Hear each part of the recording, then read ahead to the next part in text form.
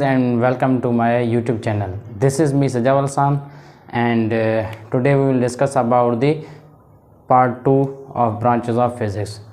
पहले पार्ट में हमने जो फिज़िक्स की 4-5 ब्रांचेस पढ़ी थी, क्योंकि वो लेक्चर ज़्यादा लंबा हो जाता है इसलिए हमने सिर्फ 5 को डिस्कस किया था। आज जो रिमेनिंग बाकी जो ब्रांचेस हैं फिज़िक्स की, उनके बारे में हम आज पढ़ेंगे।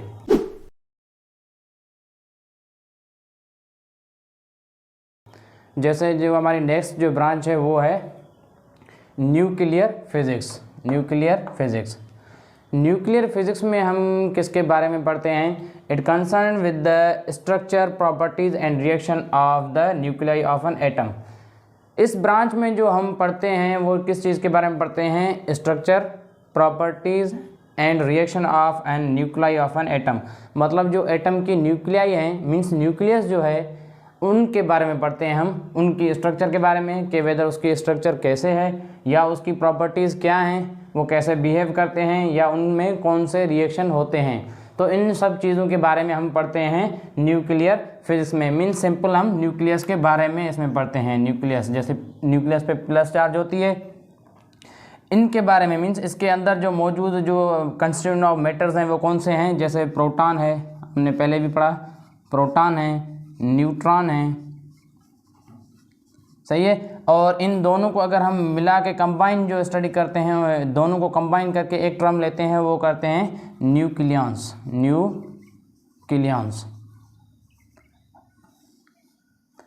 तो इनकी स्टडी को हम जो स्टडी करते हैं इन चीज़ों को, वो करते हैं न्यूक्लियर फिजिक्स में। न्यूक्लियस की जो साइज़ है, size of nucleus is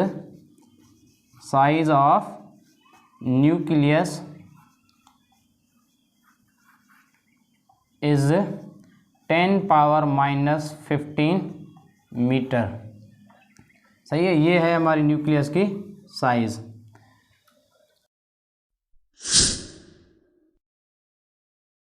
Another branch of physics which is plasma physics.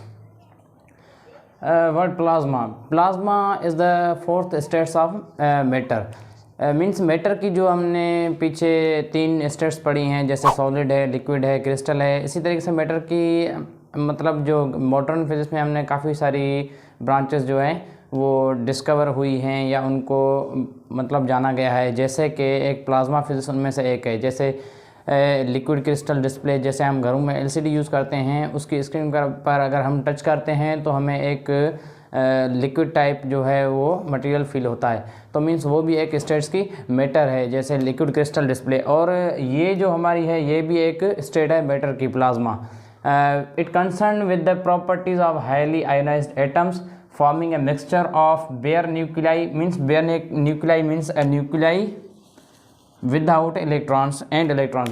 Means ये जो हमारे इसमें हम जो प्रॉपर्टीज़ कंसर्न करते हैं या स्टडी करते हैं, प्रॉपर्टीज़ किसकी? हाईली आयोनाइज एटम्स की। वो एटम जो हाईली आयोनाइज हुए हैं, या वो मिक्सचर किसके होते हैं, जैसे बनते कैसे हैं मित्रों? वो मिक्सचर होते हैं बेयर न्यूक्लियाई, मीन्स वो न्यूक्लियाई जिनके अंदर इलेक्ट्रॉन्स मौजूद ना हो, और इलेक्ट्रॉन्स वाली जो न्यूक्लियस हैं, इन न्यूक्लियाई मीन्स इन दोनों को कंबाइन करने से हमारा एक मिक्सचर बनता है, वो उसे हम कहते हैं हाईली आयोनाइज्ड एटम्स। इसके बारे में जो स्टडी हम करते हैं वो करते हैं प्लाज्मा के बारे में। प्लाज्मा में तो प्लाज्मा क्या है? Fourth states of matter. Plasma is a fourth state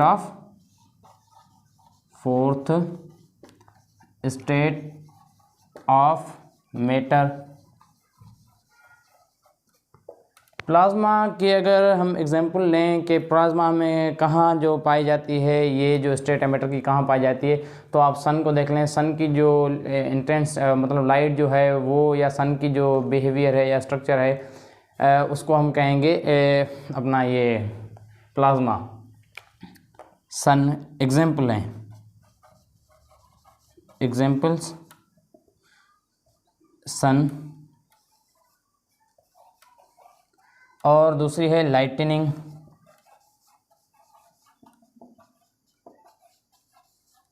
ETC, सही है। या लाइटनिंग हम देखते हैं जब बारिश होती है, तो लाइटनिंग जब होती है तो उस लाइटनिंग या सन की जो मतलब जो है स्ट्रक्चर है या उनकी जो एक बिहेवियर है, वो जो स्टेट किस में लाई करती है, प्लाज्मा फिजिक्स में।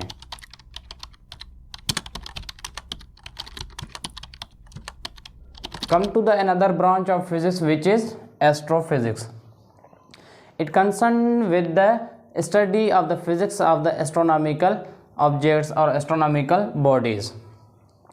इस फिज़िक्स की ब्रांच में जो हम स्टडी करते हैं वो हमारी एस्ट्रोनॉमिकल जो ऑब्जेक्ट्स हैं या बॉडीज़ हैं उनके बारे में करते हैं। अब एस्ट्रोनॉमिकल ऑब्जेक्ट्स कौन से हैं, जैसे हमारी अर्थ है, सन है, मून है, या हमने अपनी जो गैलेक्सीज़ में मौजूद सारे जो सयारे हमारे हैं, नेपच्यून है, मरकरी है, प्लूटो है, जो भी हमारी बॉडीज़ जो एस्ट्रोनॉमिकली हैं, स्पेस में जो बॉडीज़ हैं, उन सब के बारे में जो हम स्टडी करते हैं वो किस में करते हैं, एस्ट्रोफिज़िक्स में। मतलब इनके बारे में क्या स्टडी करते हैं कि हम एस्ट्रोफिज़िक्स में ही जान पाए हैं कि हमारी यूनिवर्स जो है वो या हमारी जो लाइफ है या हमारी जो एग्जिस्टेंस है वो कहाँ से शुरू हुई है, या साइंटिस्ट ये भी जानना चाह रहे हैं कि हमारी लाइफ जो है हम कब तक एग्जिस्ट कर सकते हैं, या ऐसा कहें कि सिंपल जो स्टार्स हैं हमारे सारे, उन सब की लाइफ के बारे में या उनकी डेथ के बारे में जो हम स्टडी करते हैं, स्पेस की जो स्टडी करते हैं वो इसमें करते हैं। जो एस्ट्रोनॉट्स हमारे होते हैं, एस्ट्रोफिजिक्स मीन्स वो एस्ट्रोनॉट्स जो एस्ट्रोफिजिक्स की स्टडी करते हैं उसे हम कहते हैं एस्ट्रोनॉट्स।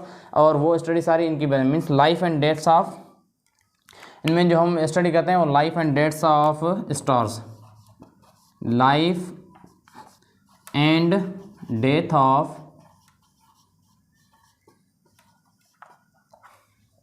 एस्ट्रोनॉमिकल ऑब्जेक्ट्स,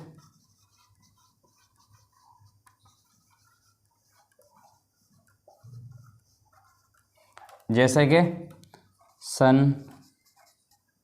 अर्थ, गैलेक्सीज ETC।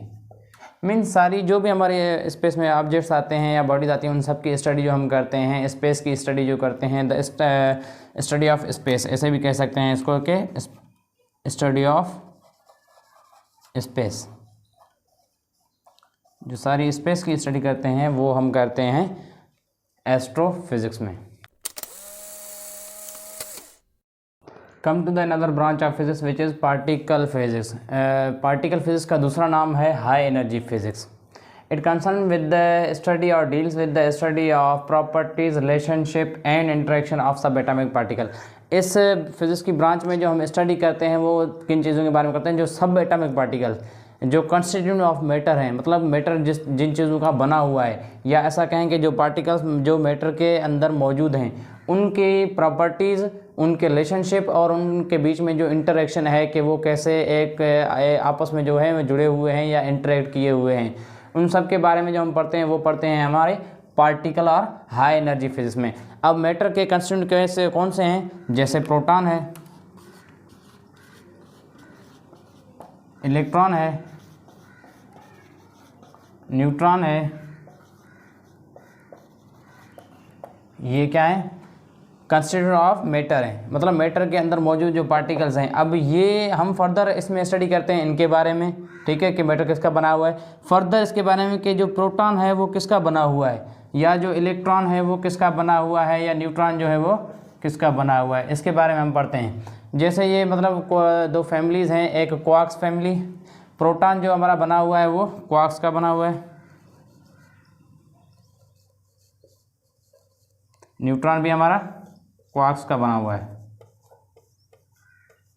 और इलेक्ट्रॉन जो है हमारा लेप्टॉन्स है, लेप्टॉन्स फैमिली का बना हुआ है, ठीक है। मतलब जो लेप्टॉन्स के अलग फैमिली है वो कंबाइन होके मिक्सचर उनका बन के ये हमारा एक इलेक्ट्रॉन बनता है, या ऐसा कहें कि ये एक पूरा मेंबर है, फंडामेंटल पार्टिकल है लेप्टॉन फैमिली का।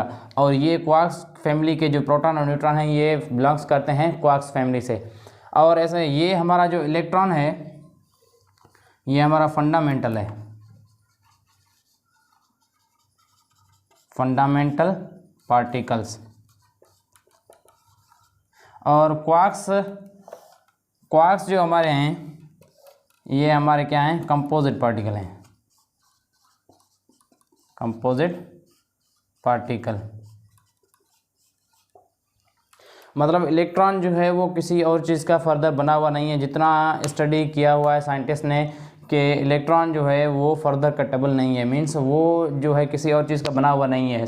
सिमिलरली प्रोटॉन को जो स्टडी किया गया कि प्रोटॉन जो है वो क्वार्क्स के बने हुए हैं, और वो क्वार्क्स जो हैं वो क्या हैं, कंपोजिट, क्योंकि 2 क्वार्क्स मिलके एक प्रोटॉन या 3 क्वार्क्स मिलके जो है हमारा प्रोटॉन बन रहा है या न्यूट्रॉन में, मींस 3 क्वार्क्स मिलते हैं प्रोटॉन में, अप एंड डाउन, और न्यूट्रॉन में जो क्वार्क्स मिलते हैं वो कौन से हैं, एक अप और 2 डाउन क्वार्क्स। मतलब इन सब की स्टडी जो हम फर्दर स्टडी करते हैं इनके अंदर के ये वेदर ये क्वार्क्स क्या हैं, इलेक्ट्रॉन्स क्या हैं, या जो फैमिली हैं इलेक्ट्रॉन्स की उसमें कौन से जो हैं वो हमारे पार्टिकल्स आते हैं, या क्वार्क्स फैमिली में कौन से आते हैं। तो सिमिलरली ये जो सारी चीज़ें हम पढ़ते हैं वो पार्टिकल फिजिक्स में पढ़ते हैं। पार्टिकल फिजिक्स में जो हमारे इलेक्ट्रॉन है, जैसे ज़ाहिरी बात है एक मैटर है तो इसका एंटीमैटर भी होगा, इलेक्ट्रॉन न्यूट्रिनो, न्यूट्रॉन जो है उसका भी एक एंटी पार्टिकल होगा, प्रोटॉन है तो इसका मीन्स अलग होगा, अगर इलेक्ट्रॉन है तो उसका पॉजिट्रॉन। मतलब हर एक पार्टिकल का जो है वो एंटी पार्टिकल है, उन एंटी पार्टिकल्स, उनकी चार्जेस, उन सब के बारे में जो हम स्टडी करते हैं वो करते हैं पार्टिकल फिजिक्स में। Thank you. अगर आपने मेरे चैनल को अभी तक सब्सक्राइब नहीं किया तो जल्द से जल्द सब्सक्राइब करें और प्रेस करें बेल आइकन पर, ताकि नई आने वाली वीडियोस आप तक आसानी से पहुंच सकें। आज तक के लिए बस इतना ही, मिलते हैं अगली वीडियो में। Thank you.